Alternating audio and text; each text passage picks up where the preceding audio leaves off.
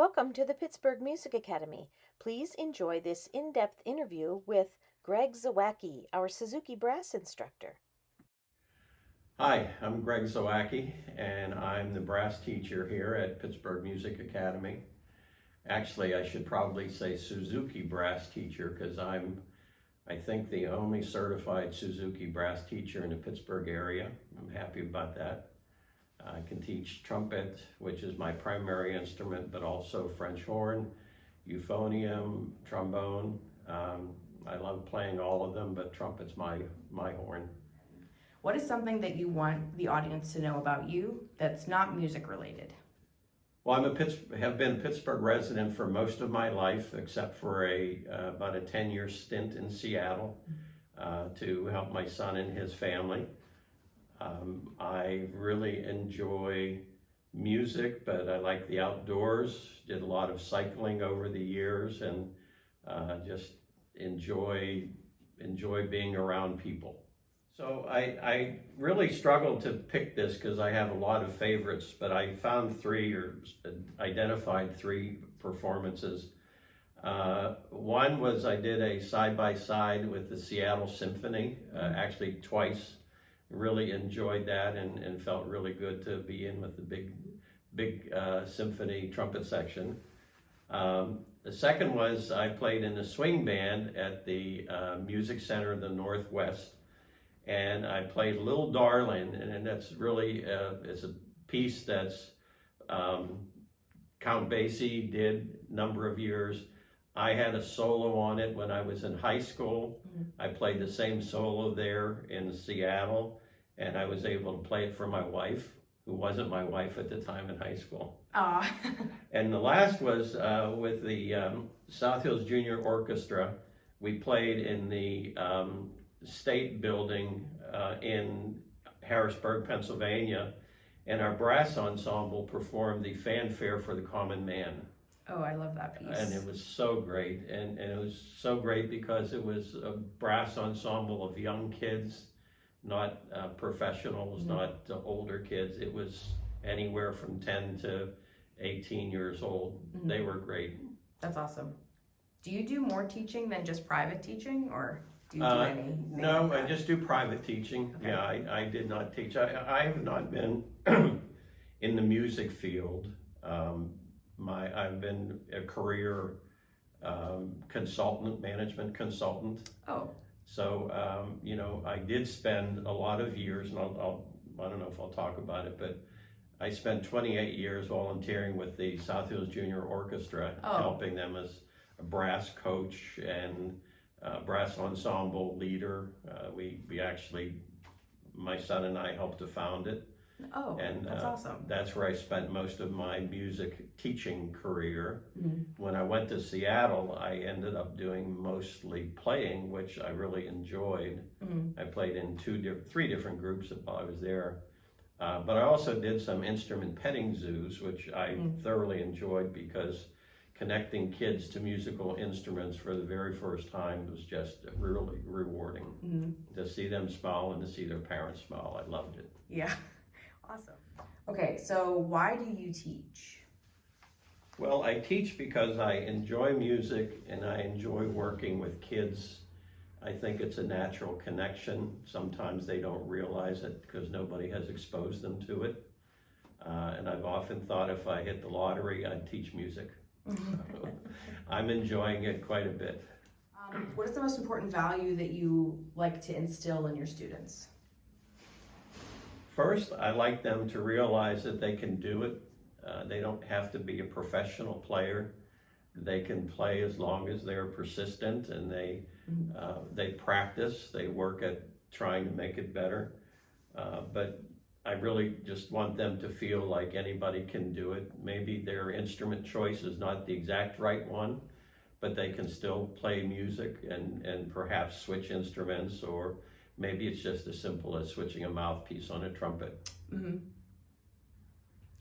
That's a good one. And I guess like for brass also, it can be different. Like if you have the smallest kid ever trying to play tuba, like you can play, but maybe not that instrument. So it's a little different. Like with brass instruments, you guys can shuffle it just a little bit, make it a better fit for the student. Well, it's funny when I do the instrument petting zoos, I always like to take my euphonium. That's the smaller euphonium, not the big one that's in the symphony.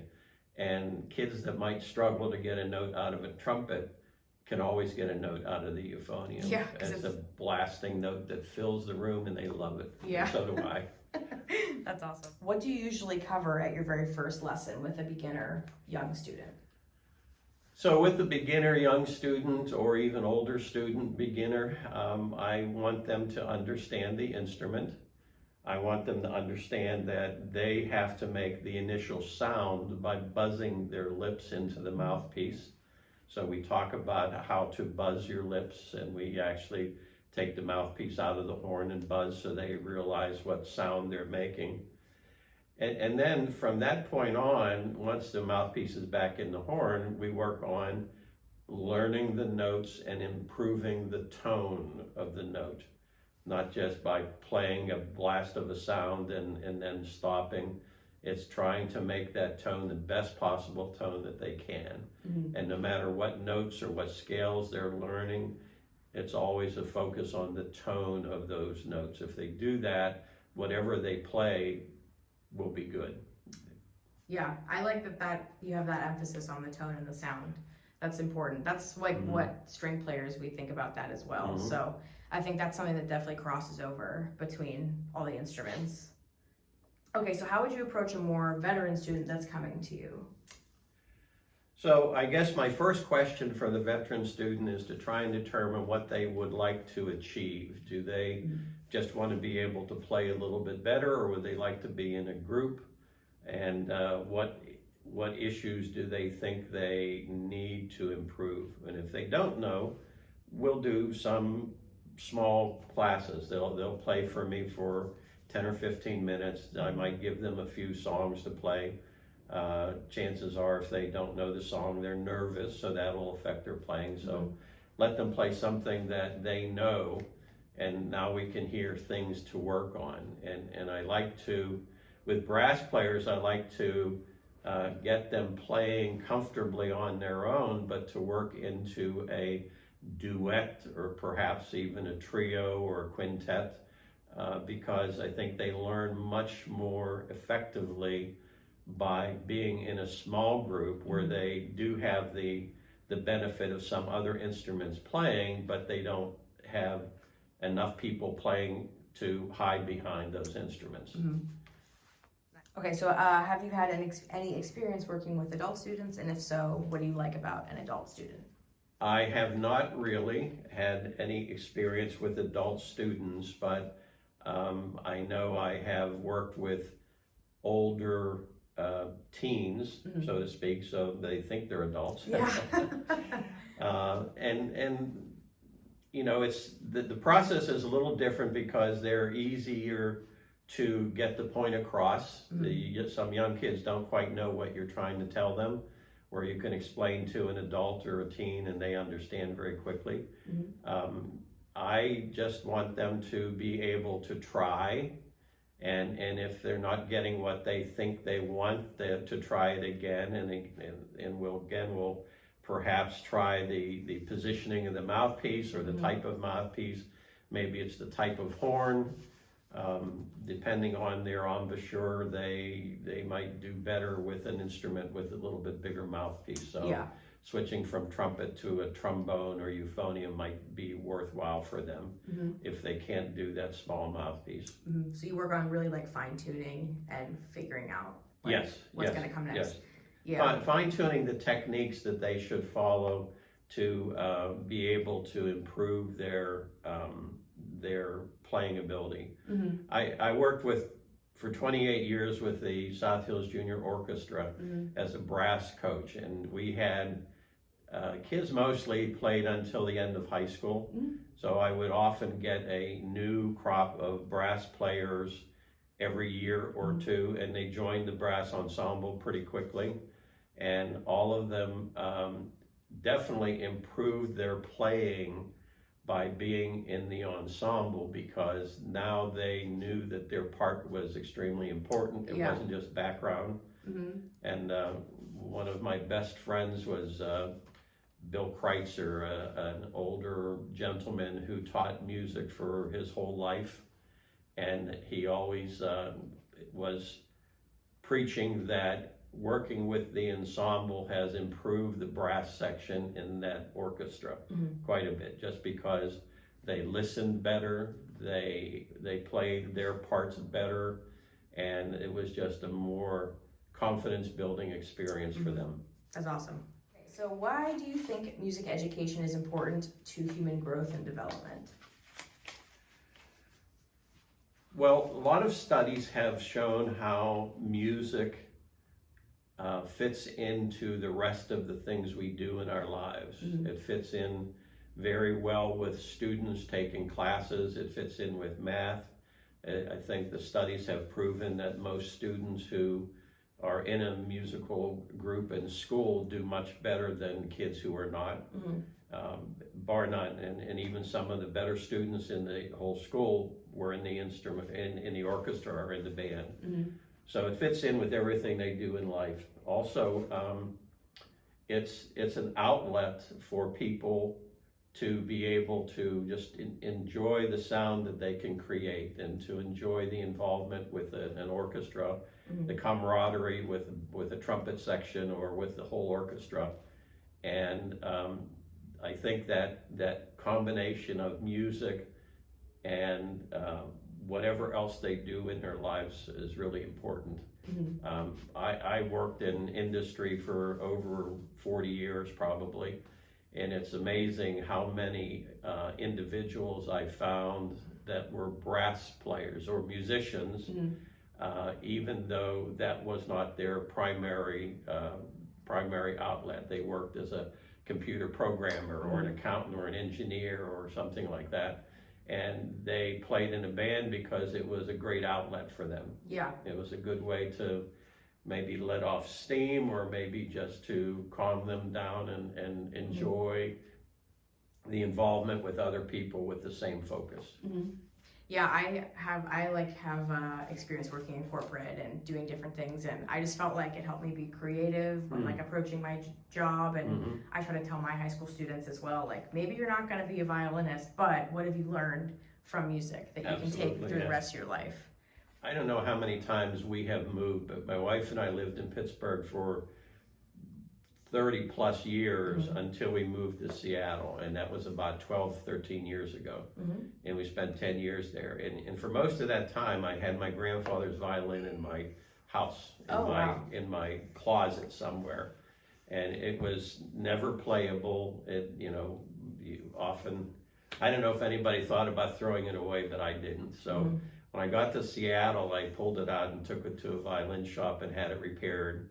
New strings and new bow and whatever else whatever the fine tuning dials are on it, and a new case. And first thing that happened is the repairman played it, and number one, it sounded so nice, so beautiful. Number two, that was the first time I ever heard that instrument played. Oh wow! Because my grandfather was long gone when I was born.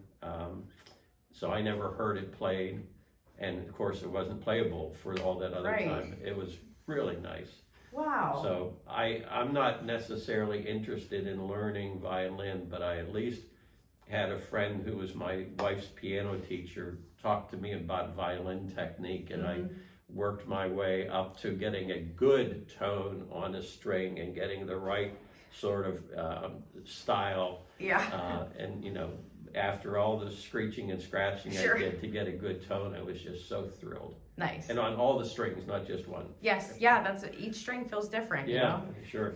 Oh, that's awesome. Why are you excited to be part of the PMA faculty? I found the PMA while I was researching music schools where I could utilize my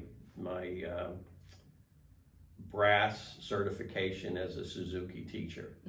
And that was the first thing that brought me through the door. And all the people that I've met here have been very friendly, very open, very interested in music and teaching it to kids. I like the director, who also was very, very enthusiastic just in talking, not even discussing music or playing, but just an enthusiastic person. And so I'm sure a lot of that has to do with being a musician. So I enjoy being part of the group. And then what drew you to like pursue the Suzuki brass certification? Because as you said, you're like the only one in this area that has done that. So like what drew you to the... When I was in Seattle, I played in 3 different groups, and 2 of them either performed in the Music Center of the Northwest, which was the oldest music school in Seattle, private music school, or it was a lesson. The swing band was a lesson in the music school. So I was there quite a bit. I ultimately volunteered a lot. That's where I did a lot of the petting zoos. I even became a volunteer of the year for all the petting zoo work that we did. Nice. And whenever I played there and worked there, it was a very good feeling, and it made the day so much better. It didn't matter what I was playing, what I was doing. It was just a much more pleasant day. So it's just that whole like well-rounded experience that was drawing you to it. Yes. Yeah. Nice. When I first got to Seattle, my daughter-in-law hooked me up with the West Seattle Symphony Orchestra, and I joined there and played trumpet there for about 5 years. Met some very nice people and some nice teachers and folks that were just adult leaders. They reminded me quite a bit of the South Hills Junior Orchestra, where I spent 28 years, because they, again, were really interested in the kids' performances and the kids' situations. But then I played more in the other bands, and I really enjoyed that environment. Nice. If I could play 5 days a week, I probably would. Yeah. Well, thank you so much for taking the time to talk with us, Greg. Sure.